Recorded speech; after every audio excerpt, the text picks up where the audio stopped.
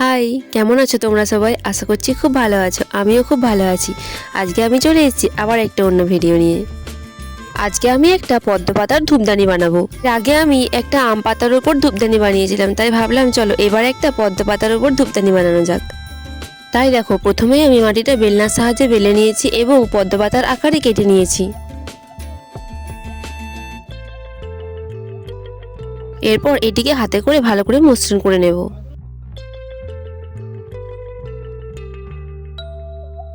এরপর এটি উল্টে নেব এবং উল্টো দিকটাও ভালো করে মসৃণ করে নেব। এরপর পদ্ম পাতার ধারগুলি হাতে করে আঁকাবাঁকা করে নেব, ঠিক যেমনটা হয়। তাহলে পদ্ম পাতা তো বানালাম, কিন্তু পদ্ম পাতার উপরে পদ্ম ফুল না হলে হয় বলো? তাই এর উপরে আমি একটা পদ্ম ফুল বানিয়ে নেব।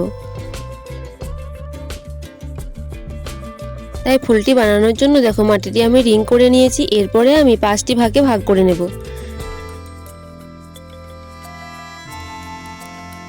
এরপর এইগুলিকে মাটির বল তৈরি করে নেব এবং এই বলগুলিকে হাতের সাহায্যে চাপ দিয়ে ভালো করে পাপড়িগুলি করে নেব ফুলের। এরপর একে একে ফুলের পাপড়িগুলি ভালোভাবে অ্যাটাচ করে দেব। তাহলে চলো এই ফুলটি করতে করতে আমি তোমাদের নামগুলি নিয়ে নিই। নন্দিতা সেন, আফরিন, তানজিল, আফরিনা, মামুনি, তোমাদেরকে অনেক অনেক ধন্যবাদ আমার ভিডিওতে কমেন্ট করার জন্য। এবং তোমরাও যারাও চাও তোমাদের নাম নেই, তারা প্লিজ তোমাদের নামগুলি কমেন্টে জানিও। তাহলে পরের ভিডিওতে আমি তোমাদেরও নাম নেব। আর এইদিকে দেখো, আমার কিন্তু পদ্ম ফুলটা মোটামুটি বানানো হয়ে গেছে।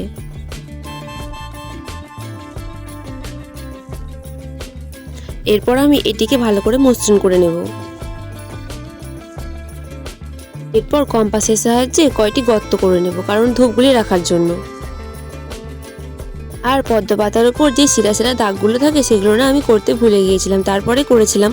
আর দেখো, আমার কিন্তু পদ্ম পাতাটি হয়ে গেছে। এরপর এটি শুকিয়ে নেব, তারপর রং করে নেব। আর শুকানোও হয়ে গেছে, এরপর এটিতে রং করে নেব।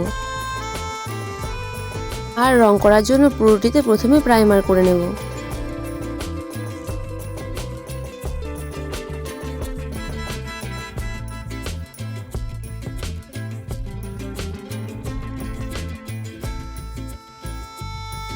এরপর আমি পদ্ম পাতাটিতে সবুজ কালারটা করব। আমি এখানে প্রথমে সবুজ কালারটা করেছিলাম, কিন্তু আমার মনে হলো যে পদ্ম পাতাটা তো একটু ডিপ সবুজ হয়, তার জন্য আমি এর সাথে নীল কালারটা মিক্স করে দিয়েছি।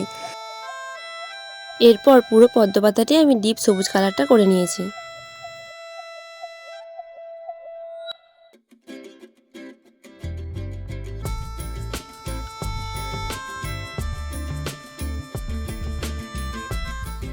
পদ্ম পাতাটি আমার কালার করা হয়ে গেছে। এরপর আমি পদ্ম ফুলটি কালার করব। আর পদ্ম ফুল তো জানোই কী রঙের হয়, গোলাপি রঙের। তাই আমি এখানে দেখো লালের সাথে সাদা কালারটা মিক্সড করে গোলাপি কালারটা তৈরি করে নিয়েছি। এরপর আমি পদ্ম ফুলের পাপড়িগুলিতে গোলাপি রঙটা করে নেব।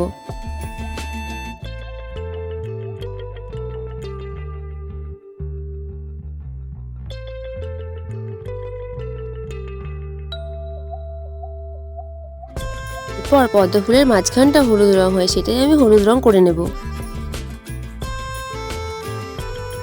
তাহলে আজকের এই পদ্ম পাতার ধূপদানিটি তোমাদের কেমন লাগলো কমেন্টে কিন্তু অবশ্যই জানিও। আর যদি ভালো লাগে তাহলে লাইক কমেন্ট করে দিও এবং নতুন হলে সাবস্ক্রাইব করে পাশে থেকো। আজ তবে আসি, আবার দেখা হবে পরের ভিডিওতে। টাটা।